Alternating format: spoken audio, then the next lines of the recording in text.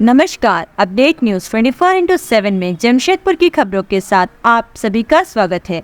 अटल विचार मंच की ओर से चुनाव को लेकर जमशेदपुर से आगाज शुरू किया गया। इसे लेकर पूर्व केंद्रीय वित्त मंत्री एवं अटल विचार मंच के संस्थापक यशवंत सिन्हा कार्यक्रम में शामिल हुए।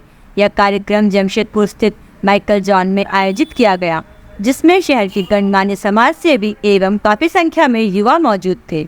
मंच का उद्देश्य था कि वर्तमान राजनीतिक परिवेश और नशे की गिरफ्त में आ रहे युवाओं को कैसे इससे दूर किया जा सके, इस पर परिचर्चा करना था। उसमें उपस्थित गणमान्य लोगों ने अपनी अपनी बातों को रखा। वहीं यशवंत सिन्हा ने कहा कि अटल बिहारी वाजपेयी एक ऐसे देश की शख्सियत हैं जो अपने राजनीतिक काल में पक्ष विपक्ष दोनों पार्टियों को साथ लेकर चलते थे। उन्होंने कभी वोट की राजनीति नहीं की। वे हमेशा देश के विकास और सुरक्षा के बारे में प्रयत्नशील थे। लेकिन आज का राजनीतिक परिवेश बदल गया है। राजनीति में एक नैतिकता होती है, लेकिन वह समाप्त हो चुकी है। ऐसे में अटल जी के विचारों को लेकर एक बार फिर चलना होगा, तभी देश का विकास हो पाएगा। वहीं विधानसभा चुनाव को लेकर उन्होंने कहा कि उनका प्रयास है कि विधानसभा में 81 सीटों पर अपने उम्मीदवारों को उतारेंगे। इधर समाज सेवी आंसू नेता ने उपस्थित लोगों को संबोधित करते हुए कहा कि अटल जी जैसे विचार न किसी में वर्तमान समय में है और न ही आने वाले समय में दिख रहे हैं। इसलिए उनके विचारों को आम लोगों के बीच रखना होगा, तभी हमारे देश और समाज का विकास हो पाएगा। साथ ही उन्होंने नशे को लेकर कहा कि सभी समाज सेवी, प्रशासनिक अधिकारियों एवं क्षेत्र के सांसद को नशे के प्रति कठोर कदम उठाना होगा, तभी देश और समाज अच्छे परिवेश और विकास की ओर बढ़ सकता है।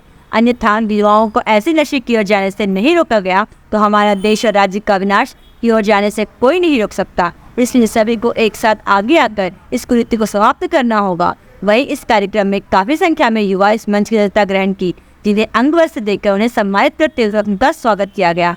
आइए जानते हैं इस संदर्भ में अधिक विस्तार से पूर्व केंद्रीय वित्त मंत्री एवं अटल विचार मंच के संस्थापक यशवंत सिन्हा से।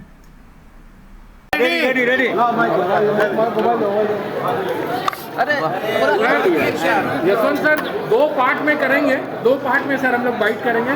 जगह कम है, इसलिए हम लोग दूसरी बार हम लोग सारे लोग बात नीचे करेंगे तो हम चढ़ाएगा नीचे का ना पिंटू है। नहीं आ रहा, आज नहीं आ रहा। अरे ठीक है, रेडी पूछ सर। ये अटल विचार मंच है क्या? अटल के अटल रास्ते पर चलने का एक संगठन और हमने इस संगठन का निर्माण इसलिए हमको लगता है कि देश अटल जी के रास्ते से भटक गया है और एक बार फिर उस रास्ते लाने की ज़रूरत है। और अभी मैंने आपको बताया जब मैं अपनी तकरीर पेश कर रहा हूँ कि अटल जी का रास्ता कौन सा था, उसमें नैतिकता का कितना बड़ा स्थान था, कैसे उन्होंने 6 साल में देश में विकास की एक लकीर खींची, कैसे उन्होंने दुनिया में भारत के स्थान को स्थापित किया।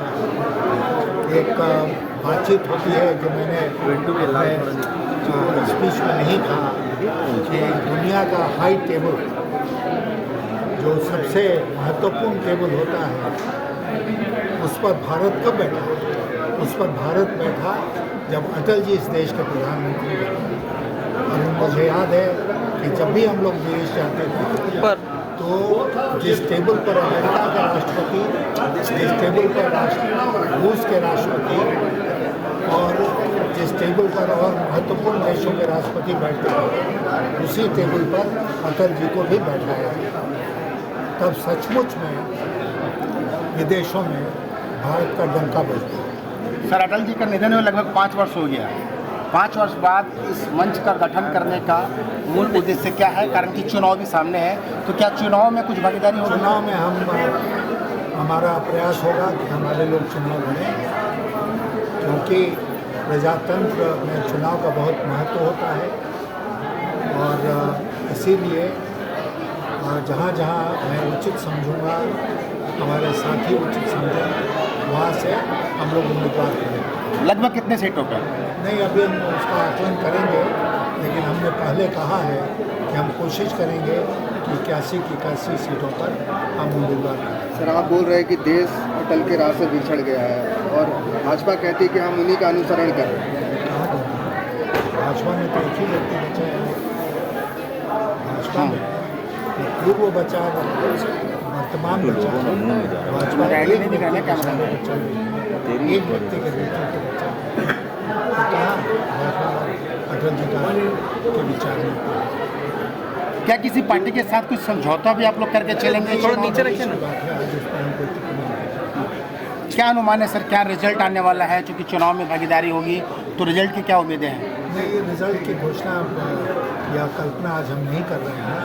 और हमने जैसा आपसे कहा कि हमारी कोशिश है कि हम प्रयास करें, हमारा काम है प्रयास करें। और प्रयास के बाद अगर अच्छे नतीजे आते हैं तो बहुत खुशी होगी।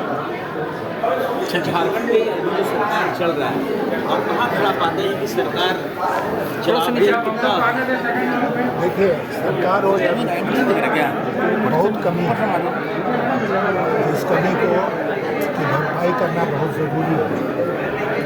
और अभी यहाँ चर्चा हो रही थी भैया फ्रीबीज जिसको कहते हैं, कि हम 1000 रुपया दे देंगे, 2000 रुपया दे देंगे, 2000 देगा, 4000 दे देगा, घर से तो देना नहीं है।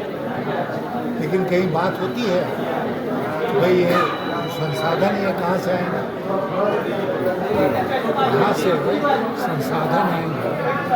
मेरी चले तो मैं सब कुछ मुफ्त में बांटूँ। अगर यही राजनीति है कि सब कुछ मुफ्त में बांटूँ तो सब कुछ देंगे मुफ्त में, मकान भी देंगे, दुकान भी देंगे, कपड़ा भी देंगे, रोजगार भी देंगे, कुछ भी जो चाहेगा टीवी भी देंगे, जो चाहो ले लो। तो क्या सर मैया सम्मान योजना को आप गलत बता रहे हैं? क्या सर मैया सम्मान योजना जो सरकार की चल रही है या और कोई योजना से मेरा उस तरफ मेरा कैमरा में आप पूरा मैं ये कहना चाहता हूँ कि ये जो होड़ मच गई आज के दिन, जिसमें भारत सरकार भी शामिल है, राज्य सरकारें शामिल हैं, कि सब कुछ मुफ्त में उपलब्ध है। उससे बेहतर नहीं होगा कि सबको रोजगार दे दो, रोजगार दे दो तो अपने पाँव पर खड़ा होगा। आज मैं एक बात आपसे कहना चाहता हूँ, आपको कोई मॉडल है? आपको कोई मॉडल है? एक बात आपसे कहना चाहता हूँ। प्रधानमंत्री जी ने कहा है कि हमने गरीबी घटा दी। 25 करोड़ गरीब थे जिनको हम घटा कर लाए हैं 5 करोड़ से भी नीचे। तो अब इस देश में 140-45 करोड़ 5 करोड़ से भी कम लोग गरीबी रेखा के नीचे हैं। तो फिर 80 करोड़ लोगों को मुफ्त में भोजन क्यों दे रहे हैं? कोई सवाल पूछता है? ये आप लोग मीडिया के मित्र हैं, आप लोग को ये सवाल पूछते हैं कि भाई 80 करोड़ लोगों को मुफ्त का भोजन क्यों दे रहे हो? प्योर पॉलिटिक्स कि हमको तुम्हारा वोट चाहिए तो मुफ्त में भोजन हो। ये और उसका प्रधानमंत्री जी है फ्रीबीज की बात करते कि फ्रीबीज बहुत खराब है, नहीं होना चाहिए। सबसे बड़ा फ्रीबीज तो आप बांट रहे हैं। अटल बात आपने बताया कि ऐसा हो रहा है, आपका क्या रोल मॉडल? आप क्या, अगर आप इस विचार से लोगों को जोड़ रहे हैं, देखिए हम क्या पूरा उठा दीजिए, चलेगा तो खड़ा होकर लेना चाहिए, बैठना नहीं था। भैया हो गया निकलना भाई। 5 वर्षों तक देश के मुख्यमंत्री थे और हमारा मॉडल देश ने देखा है। उस मॉडल में सबसे अधिक जोर था युवाओं को रोजगार उपलब्ध कराना। सबसे ज़रूरी है रोजगार। हमारे पास जितने संसाधन, हम जितने संसाधन जुटा सकते हैं दुनिया भर से, उसका उपयोग किस लिए करेंगे? उसका सर, आज अटल विचार मंच का आज आयोजन हुआ जिसमें वर्तमान राजनीतिक परिस्थिति एवं नशा से कैसे युवाओं को दूर करें, इस पर परिचर्चा आज हुई थी। आप इसमें क्या कहना चाहेंगे? देखिए, अटल विचार मंच ये हमारे जो इस देश के पूर्व वित्त मंत्री एवं विदेश मंत्री के रूप में रहने वाले जसवंत सिन्हा जी आए थे। सभा हुई थी, सभा में बहुत से नौजवान बुजुर्ग माताएं बहनें उपस्थित थी। उनका विचार जो हमारे जसवंत जी सिन्हा जी के हैं, जो कि अटल वाजपेयी की विचार, ये मानना पड़ेगा कि देश में जो हमारे अटल बिहारी वाजपेयी का जो विचार था आज तक किसी भी नेताओं में न रहा है, न आने वाले भविष्य में कहीं नजर आ रहा है। इसलिए ऐसे महापुरुष के विचारों को लेके चलने वाले, इस संस्था के रूप में बना के चलने वाले ने मैं बधाई देता हूँ। माननीय आदरणीय हमारे पूर्व वित्त मंत्री जसवंत सिन्हा जी, वे आगे बढ़ें, उनके साथ नौजवान और बुजुर्ग दोनों के संबंध में होकर के आगे बढ़ेगी और इस संस्था को जो बनाए हैं वे अग्रसर के रूप में बढ़ते जाएगा, जिससे कि राज्य का, देश का विकास होगा। युवाओं जिस तरह से नशे के कब्जे में जुड़ते जा रहे हैं, इस पर आप क्या कहेंगे? इस पर तो हमारे जसवंत सिन्हा बाबू भी अपने विचार दिए कि इस पर इस राज्य के, इस देश के जो भी बुद्धिजीवी हैं, जो भी प्रशासनिक पदाधिकारी हैं, पुलिस पदाधिकारी हैं, सभी एकजुट पर इस पर कड़ा रुख अपनावें। जाता था कि ज़्यादातर जनता भी, जो हमारे जनता जो है, जो समाज सेवी है, अपने आप को समाज सेवी करते हैं, अपने आप को नेता करते हैं, उनको आगे बढ़ करके इस तरह की बच्चा नशा धारण करने वाले बच्चों पर सरकार पर दबाव डाले, समाज के अग्रसनी व्यक्तियों पर दबाव डाले, ताकि इस तरह की बच्चों का नशा का प्रयोग न करें, ताकि इस देश का उत्थान प्रगति और समाज का उत्थान प्रगति हो। जिस राज्य में या देश में नौजवान जो है नशाखोरी में आगे बढ़ेगा, वे देश राज्य का विनाश निश्चित है। इससे हम आग्रह करेंगे इस देश के बड़े पदाधिकारियों से, चाहे वे IAS अफसर हो या पुलिस पदाधिकारी हो या समाज सेवी हो, चाहे संसद विधायक हो, सभी आगे बढ़ के नशाखोरी पर रोक लगावें, ताकि हमारे देश का विकास हो सके और इस नशाखोरी के माध्यम से विनाश की तरफ चलने वाला कार्य रुक सके।